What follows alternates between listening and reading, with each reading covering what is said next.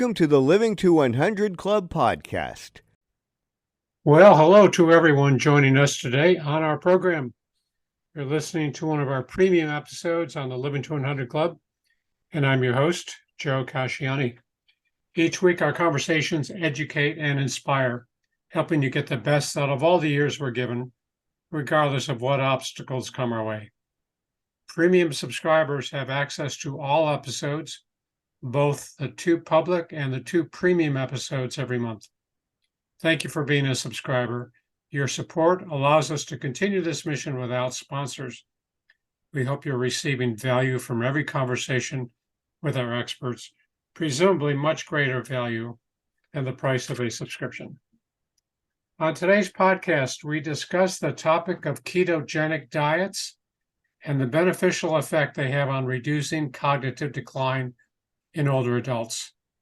Our guest is Nicole Laurent, a licensed mental health counselor and certified in nutrition and integrative health. We discuss the type of diet to produce ketones and the effect ketones have as a fuel to create brain health. Ketogenic diets are used in a number of medical conditions, in addition to cognitive impairment, including insulin resistance and mental disorders. First, a little background. Nicole Laurent has been a licensed mental health counselor in Washington State for the last 15 years. In the last 5 years, has integrated nutritional therapies into her practice with her patients.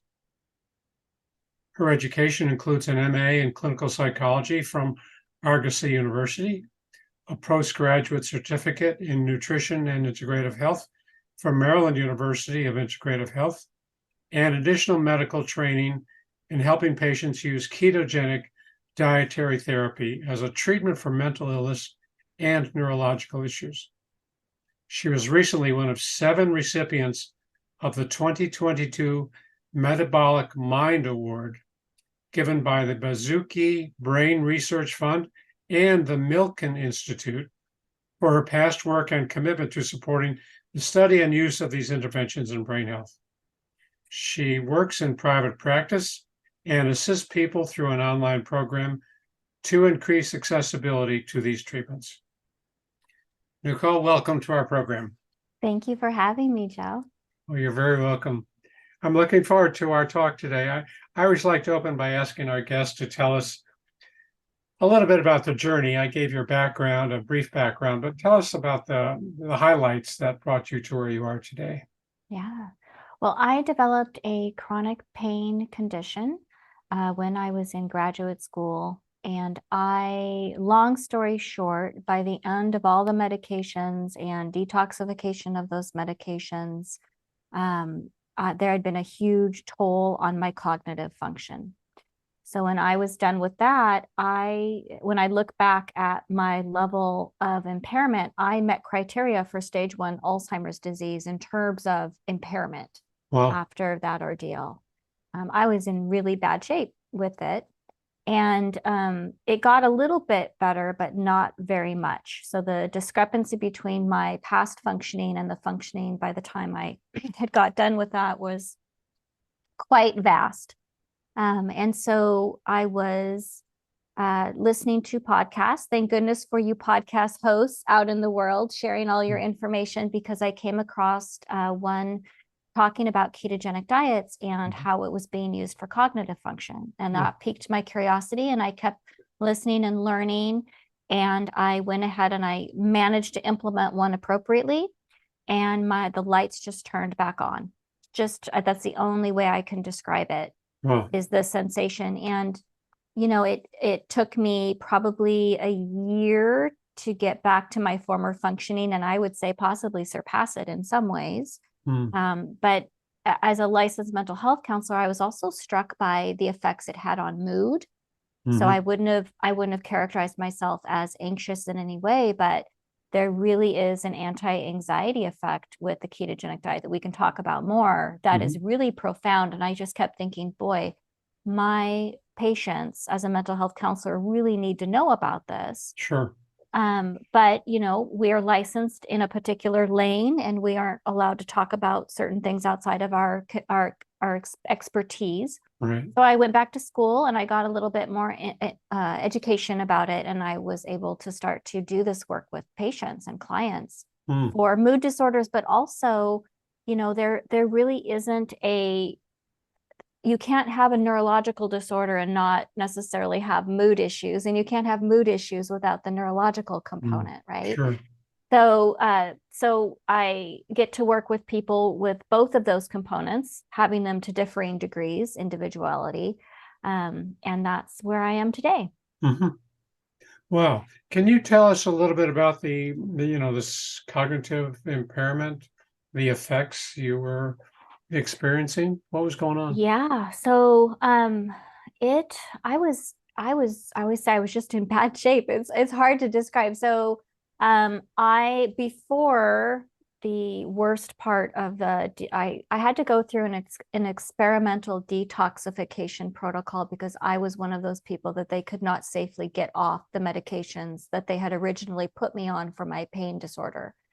My pain disorder was resolved for several years, had an operation that fixed it, but I was still stuck on these medications. And so even before that, I had begun to not recognize faces.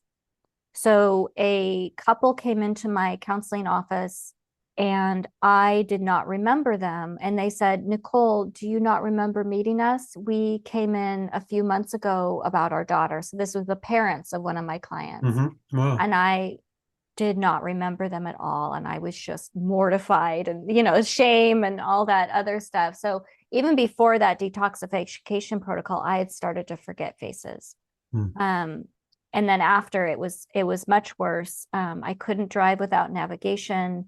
I did the thing where you often make up words because you can't find the words. So I would make up those words. I was starting to move words around in sentences that didn't make sense. I could not follow a recipe. So the time it took from reading the ingredient that was needed to turning around to do it, I would forget what the ingredient was, have to go back, try to find my place. And so more and more, my husband would be, he would just did all the things, because once your ability to plan goes away, you really have a hard time kind of functioning. Wow. Yeah. So very tired, always overwhelmed.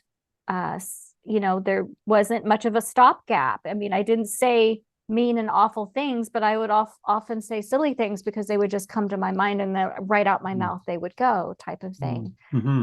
So yeah, I was quite impaired. Sure. Wow. I'm quite young to be that impaired, right? I'm 51 now, and that was about 6 years ago. Yeah, those are some pretty striking effects. Do you attribute those to the pain that you're experiencing or the medication? I attribute those to the medication. The medication. So the medications, pain medications also often have hormone disrupting effects. They affect metabolism. Once you start to affect brain metabolism, that sets off neurodegenerative processes. We know this from the medications that we often use with psychiatric populations, right? That cognitive dysfunction continues over time. And, a lot of the medications that they use for pain, they also use for psychiatric disorders. They also often use for Alzheimer's disease. And these medications, while they help in the short term, can compound problems later because they affect brain metabolism. So you had to go through this experimental detox program to safely get off the pain medication. Correct. Yeah. And that's when you decided to, learn more about diets and how diets might be able to make a constructive change for you. Yeah, I came across it. I came across that information, just pure luck. Yeah, wow. So let's jump right into this discussion about ketones. So tell us, what are ketones and why do we need them in our diets? So as we age, we tend to become insulin resistant. So unless we are very, very athletic our whole lives and very, very active, and there's differing definitions of what that is. And even sometimes when we are very active, we become insulin resistant.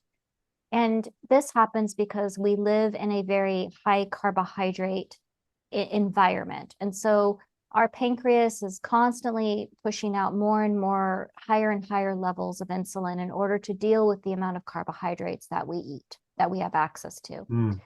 And what ends up happening is that different tissues in the body become insulin resistant.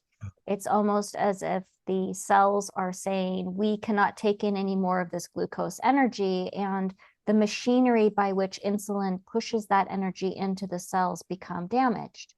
Now, this can happen in different types of tissues, right? So for many people, this happens in the brain, the blood-brain barrier.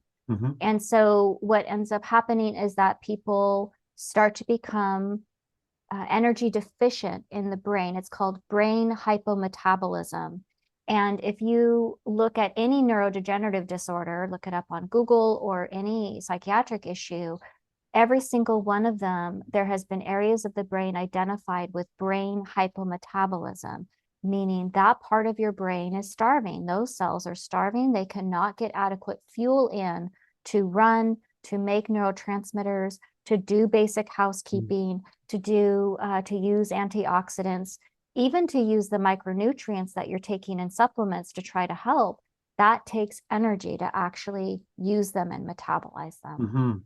And so this sets off a neurodegenerative cascade that happens a good 20, 30 years before the very first Alzheimer's symptoms or Parkinson's symptoms or ALS symptoms show themselves.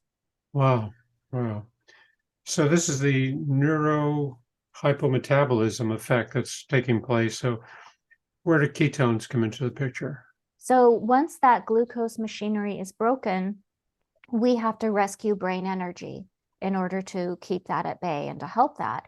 So the way we do that is we put people on ketogenic diets, and that will switch the brain fuel. So now there are parts of the brain. So we all hear that glucose is the preferred fuel of the brain. So many scientists now would argue that that is not the case. Yes, there are certain parts of the brain that require glucose to function, but they do not have to come from dietary carbohydrate intake. You have a process in your liver that makes all the glucose substrate that your brain and body needs at any moment. So those parts of the brain, yes, those will still run on glucose, but the more glucose you eat will not make those parts of the brain work better. Okay.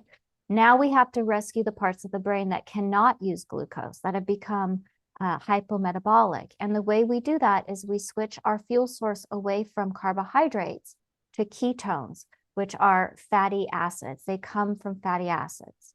So you get your carbohydrate intake low enough. This will trigger your body to access its own fat stores and create these wonderful little things called ketones. And those ketones are readily, and I would say preferredly, used in the brain. They bypass that broken glucose machinery, and they just go right in your brain like little rocket fuels, and your brain loves them and uses them up, and it starts healing things, as you can imagine. And you can get ketones from eating dietary fat. Your body will turn those into ketones, or you can get your ketones by burning your body fat.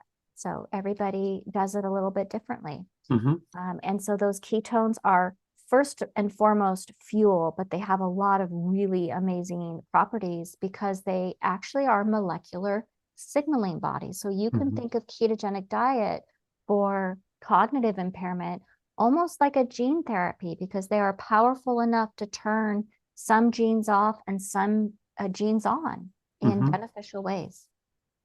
So this is triggered when we reduce the carbohydrate intake, and it triggers that processing of the glucose that's already in the body. Yeah, it changes.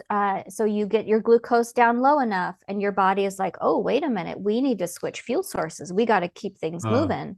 And then your body will switch on the machinery that it's already evolutionarily prepared to do, and you will start to make those ketones, which will rescue function. So you mentioned how we can introduce these ketones into our diet. Tell us again what some of these practices would be. Yeah. So, there's different macro combinations around ketogenic diets, but generally the only thing you really need to do is to restrict carbohydrate intake to around 5% of your calories.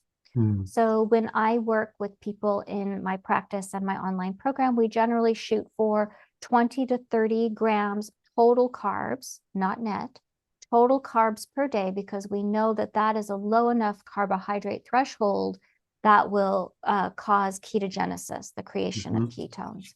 And we increase fat, healthy fats, and many of your listeners have probably been taught that saturated fat is bad or dangerous, but and you can do a ketogenic diet using more monounsaturated fats like fish and fatty fish and, the olive oil and the nuts, and more of a Mediterranean style. But we want nice, happy, healthy, stable fats because that helps make our membranes for our neurons and all of that great stuff, our mitochondria. So it's an increase in fat, and we generally do a fairly liberal protein, particularly for older populations, because it is more difficult to keep muscle mass, and we're trying to keep sarcopenia away. There is a classic ketogenic macros, which has more restricted protein and even higher dietary fat intake. But I find in my private practice and my online program that we generally get really good results with what's called that modified Atkins, where we let them have all the protein they want. We keep those carbohydrates nice and low, and we keep the fat a little bit above the middle range. Okay, so this is like modeled after the Atkins diet, or the Atkins diet is modeled after this process. Yeah. Yeah. Okay. Yeah. And these are very effective macros. So, the ketogenic diet has been around for over 100 years now as a primary, really effective treatment for epilepsy. And so they use the classic ketogenic diet macros and the modified Atkins macros in dealing with treatment-resistant epilepsy. Before pharma, this was the diet used to heal the brain and to control epilepsy. And many people still use it or would like to learn the option to use it, because those medications can also have side effects that are not pleasant. Yeah, to reduce the seizure threshold or increase the seizure threshold. Do you know why, or do we know why this diet helps with epilepsy, containing the seizures? Yeah, one of the mechanisms, well, there's a few. We do know many of them. So one of the mechanisms is that a ketogenic diet will completely shift and change the gut microbiome in beneficial ways. And we believe that has an effect on the neurotransmitter balance in the brain. So in epilepsy, as we see in Alzheimer's, as we see in different psychiatric disorders, there is often an increase, an unpleasant and damaging increase in an excitatory neurotransmitter called glutamate. So you're supposed to have a little bit of glutamate, but in these brains, glutamate is too high. And when it's too high, it actually becomes neurotoxic, and can cause even more damage. And so what a ketogenic diet does is it balances the environment in which the brain is trying to make neurotransmitters in such a way that it will balance GABA and glutamate. So GABA is an inhibitory neurotransmitter, and GABA is that chill, feel good, anti-anxiety, I got this, right? We give people, psychiatric patients and Alzheimer's patients and even seizure people, gabapentin, right? Because we're trying to increase GABA. So a ketogenic diet does that, which is really, really helpful. So it limits or restricts the glutamate production? It doesn't quite restrict. The right word is kind of balance. So there's other things going on that, and then, I would say balance is the correct word, for lack of a better one. It makes it so that the brain is functioning better and it can balance its own neurotransmitters. And these ketones, remember I said that they have molecular signaling bodies. And as I talk about epilepsy, I want your listeners to understand that we're talking about brain health, and all these good things that are happening in epilepsy are also very beneficial for mild cognitive impairment and Alzheimer's disease. And quite frankly, the brain fog and the memory issues that people complain about long before they receive a diagnosis of mild cognitive impairment, right? So again, these symptoms happen really early and they get progressively worse, sometimes fast, sometimes slowly. So these molecular signaling bodies, these ketones, there's different types of ketones. One is called beta hydroxybutyrate, and that particular one does some great things. So it will increase the endogenous antioxidant system in our body. So everyone has heard of glutathione, probably, or has heard it mentioned. Glutathione is our body's endogenous antioxidant. It is very powerful, and I promise you there is no amount of turmeric, curcumin, or vitamin C that you can take in a pill that is as powerful as your endogenous glutathione system. And these ketones will come along and they will actually upregulate and increase your body's ability to make glutathione. Now, for brains that are under incredible oxidative stress, which any brain with any kind of neurological issue or mental illness this is life-changing and very, very helpful. Ketones will also turn off chronic inflammation genes. You keep your acute inflammation because, you need that if you cut yourself in the kitchen. You need that acute inflammation to happen. But the chronic inflammation that causes the neuroinflammation, it reduces that on a molecular level. So it's a multifaceted intervention that just means fantastic benefits for anyone needing some help with their brain. So that's I guess indirectly related to the increase in glutathione, as it helps to suppress the inflammation, the chronic inflammation. Yeah. Wow. Are there other ways to increase glutathione? Can we get that in our diet? I think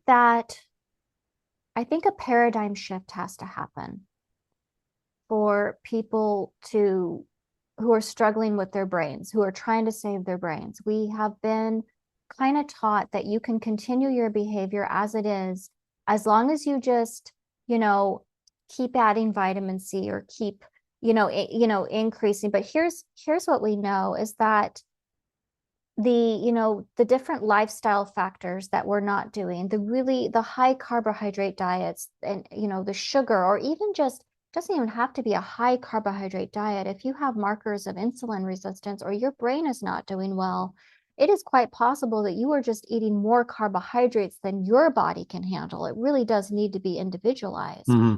So if you are not using glucose effectively and your brain is struggling for fuel and it is using up your micronutrient stores, trying to make energy, trying to fight inflammation, the question is not really, how do I get more glutathione so I continue to stress my brain and my body doing my usual things, right? It's, how do I stop stressing my brain and body, upregulate my glutathione with a ketogenic diet and lots of micronutrients that my ketones are going to then use to heal my brain and my body? That's actually the question that we need to be asking. I see. Sure. That's helpful. Thanks. So we're not wanting to increase it through some external means. We want to create that balance in the body and the brain. Yeah. So that it stays at an effective level. Yeah. Without the external, because you mentioned turmeric and probably some other nutrients that can do that. But I mean, those can be helpful, but it's kind of like if your house is on fire, throwing a few buckets on it, which is a turmeric supplement, is not going to fix the problem. It's not going to stop or slow down a neurodegenerative process, period. And I think we've really done people a disservice by giving them that impression. Sure. So as you talk about these effects on the brain, the beneficial effects of increasing the process, how does this affect mental disorders? Or are we looking at mood disorders, affective disorders, or Yes. So I just recently left a metabolic psychiatry retreat in Florida. I went last week, and there were several brilliant scientists. I got to hang out with really smart people who are researching ketogenic diets for serious mental illness, schizophrenia, bipolar disorder, treatment-resistant depression. We are beyond case studies. We are doing pilot studies, and there are even RCTs going on right now around this, many of which are being funded by the Bazooki Brain Research Foundation. But yes, I see amazing things in my practice. So and there's published case studies. Your listeners can look them up. So there's, case studies of people who have been severely schizophrenic for 30 years, living on the street, hospitalizations, doing a ketogenic diet, literally having those hallucinations and delusions not come back as long as they restrict their carbohydrates low enough that they are producing ketones. Wow. It is amazing. So we're talking not just about the affective or the mood condition. We're talking about the psychosis or the cognitive disorder, the thought thinking disorder that can accompany those severe mental illnesses. Yes. That's amazing. What was the organization again that was sponsoring this? The Bazooki Brain Research Foundation or Fund. Right. Yeah. I mentioned that in the intro. Bazooki, BASZUCKI, Brain Research Fund. Yeah. Wow, great. So I've heard that the risk is this ketoacidosis that can come with severe carbohydrate restriction. Tell us about ketoacidosis and how is that a risk factor? So ketoacidosis is not the same as nutritional ketosis. They are completely different with completely different effects on the body. So ketoacidosis, diabetic ketoacidosis, comes when your ketone levels are through the roof high and your blood glucose is also through the roof high. And so that is a metabolic emergency that needs to happen in the emergency room. That does not happen with people who are in nutritional ketosis unless they had type 1 diabetes and we didn't know about it going in, right? That's very rare. Do we not know someone has the beginnings of type 1 diabetes? So this is very different. And in fact, this is used in diabetic populations, particularly type 2 diabetic populations. This is used to reverse insulin resistance and get people off of their insulin with the help of their doctor. And so ketoacidosis is completely different than nutritional ketosis, and none of your listeners should be concerned about that. I will say some of your listeners are going to be jazzed about what I'm saying and want to run off and do a ketogenic diet. And I want them to understand that if they are on any kind of medication at all, whether it's blood pressure medication, any type of medication that affects blood sugar and tries to lower it, beta blockers, some of your listeners are going to be on, and any type of psychotropic medication, I really need them to coordinate with their doctor because they will need their medications adjusted down most likely. And they need ideally a collaborative prescriber who understands the effects of ketogenic diets. Many do not. We have a deficit in training, as you can imagine. But, I can also work with patients to try to teach them how to self-advocate, or any of your listeners can find and reach out to me. I will help them find a collaborative prescriber that understands the profound effects that this metabolic therapy has on medications. So don't just go out willy-nilly, people listening, and do a ketogenic diet. Let's find you a doctor first who can help you with your medications and guide you. Great. Thanks. And we'll put that contact information toward the end. So just quickly back to the nutritional ketosis. What does that look like? Where does that come from? I mean, just an extreme or less extreme ketoacidosis, or is it on the same? Totally different. It's a totally different metabolic state than ketoacidosis. They have absolutely nothing to do with one another except the presence of ketones. Okay. So not a bad thing, nutritional ketosis. No, quite beneficial. that nutritional ketosis means you are producing ketones and you are getting all of the benefits and all the effects. Mm. Is there a way to detect that or measure that? Yeah, the aside nice from our thing, well-being? I mean, yeah, the nice thing about a ketogenic diet it is literally the only diet that has a biomarker that you can check so that you can make sure you are in compliance and you are doing it properly. So the first month to 6 weeks, we have people use urine ketone sticks mhm. to identify the presence of one of the ketone bodies and make sure those are being produced. There are also blood ketone monitors. For example, Keto Mojo is a brand that has a blood ketone monitor, and that checks for the presence of another ketone body. And those are nice because you check your glucose and your ketones at the same time. You could check for that ketoacidosis, which rarely ever happens unless someone's already quite ill. And you check your ketones and you can see your blood ketone levels of BHB, for example. And I really recommend for anyone doing it for severe to chronic, recurrent chronic brain fog, MCI, Alzheimer's, or some other neurological disorder or mental illness, I always really recommend they do that testing because it's very helpful in fine-tuning those levels. And that can come from just a finger prick and using the tabs to monitor that. Interesting. Yeah. So the ketone sticks and the blood ketone monitors. I'm just curious. It sounds so beneficial. I wonder why ketogenic diets aren't more popular. Why aren't they more well accepted? Yeah, I think we have drug representatives going around to doctors' offices, teaching them about pharmaceuticals and encouraging the use of pharmaceuticals. We don't have, a base camp of dietary therapy people going out to doctors' offices and teaching them the very robust scientific research base about ketogenic diets for brain health. I wish we did. I wish someone would fund that. Because I feel that people really have the right to know all the ways they can feel better. And a ketogenic diet is definitely one of them, particularly for any kind of brain issues. Sure.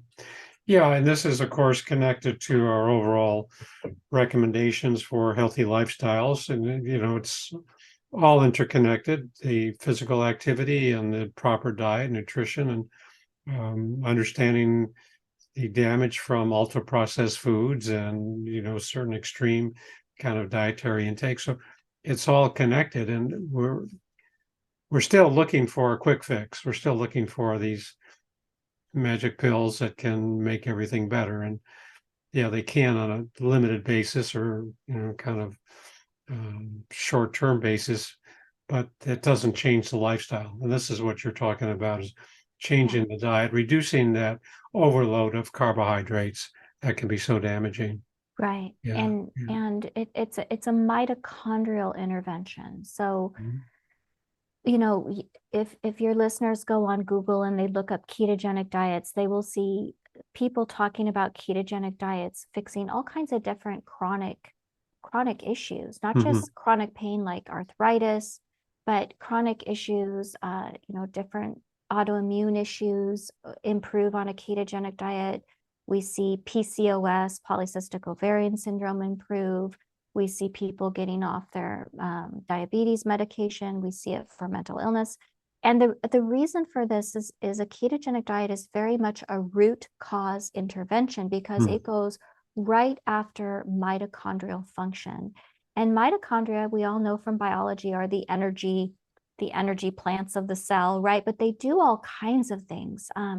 They are, part of the glutathione production. They are part of your hormone production. They are all of those things. And so this is really a root cause intervention for a lot of different pieces. And ketones, remember we talked there about how they're molecular signaling bodies. They will actually increase the number of mitochondria that you produce and increase and improve the functioning of those mitochondria. They are a more efficient fuel source. So you can imagine what that does for all the systems in the body struggling.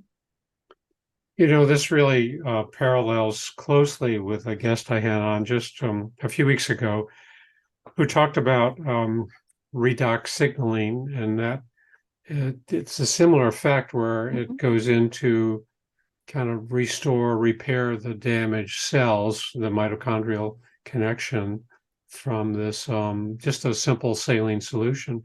It sounds like it's another approach that targets the same process as the ketogenic diet. It's definitely mitochondrial in nature. Yeah. Well, what a great conversation. Just a lot of useful information, Nicole. Thanks for this. You're welcome. I wonder what's the takeaway for the audience? What would you like the listeners to remember from this conversation? I want your listeners to understand that there is an evidence-based treatment for cognition, that as you age, it does not mean that your cognitive function needs to go down, that you can make these dietary changes that are wonderful and sustainable. And there's people who've done them for lifetime and decades successfully and enjoyed their food and enjoyed their life. That you have access to these interventions. And just because your doctor doesn't know about it and doesn't recommend it to you, doesn't mean that it doesn't exist, and doesn't mean that you can't have access to it. And that neurodegenerative processes can be slowed and stopped with a ketogenic diet. Great information. So looks like we're out of time, but before we break, I just want to remind my listeners to visit the club website, livingto100.club, sign up for my email list, and download a free copy of my 9 tips to make living longer enjoyable. You'll also see an option to contact me with your questions and comments. I welcome your feedback. And finally, thanks again for being a premium club member. Your support helps us keep the program going. I believe that the messages we share each week can lift our spirits, help us to stay engaged, and look forward to getting older, no matter what gets in the way. So, Nicole, thanks so much for being a guest on our show today. For those who might want to contact you, how can they do that? The easiest way is Nicole at Mental Health Keto. I also have a free brain nutrition guide that your listeners might enjoy at brainfogrecoveryprogram.com. They can find that there. But the easiest way to email me is at nicole@mentalhealthketo.com. Like I said, I am happy to help you find a doctor or a practitioner who can help you transition to a ketogenic diet and monitor your medications appropriately. Right. So if someone was thinking about exploring this, or maybe adopting a ketogenic diet, it's more than just picking up a book, right? Talk with some professional who's familiar with this approach. And well, you can. I did it myself. I figured it out. It was rough, there's a little bit of if you don't get the macros quite right and you don't supplement electrolytes appropriately for the diet during the transition period, you can feel not good, and your brain energy can kind of go up and down. So it can be a little harrowing, but not in a dangerous way, just an unpleasant way. But yeah, you can learn it from a book. Remember, a ketogenic diet for neurological issues is different than a ketogenic diet for weight loss. The carbohydrate restriction is much lower and much more stringent. Some of the books about ketogenic diets for weight loss are a little bit more higher carb, a little more loosey-goosey, because they're being done for a different purpose. And I see. Okay. Sure. Yeah. Different variation on the theme. Yeah, but let me just repeat your email, nicole@mentalhealthketo.com and brainfogrecoveryprogram.com for your paper on what? Brain nutrition. Brain nutrition. Great, of course. Yeah. Wow, what a super conversation. Yeah, I really appreciate this. And I know our listeners will enjoy it very much. So thanks so much. Yeah. Thanks for having me. Yeah, you're welcome. And thanks to everyone for tuning in. Hope to see you next time.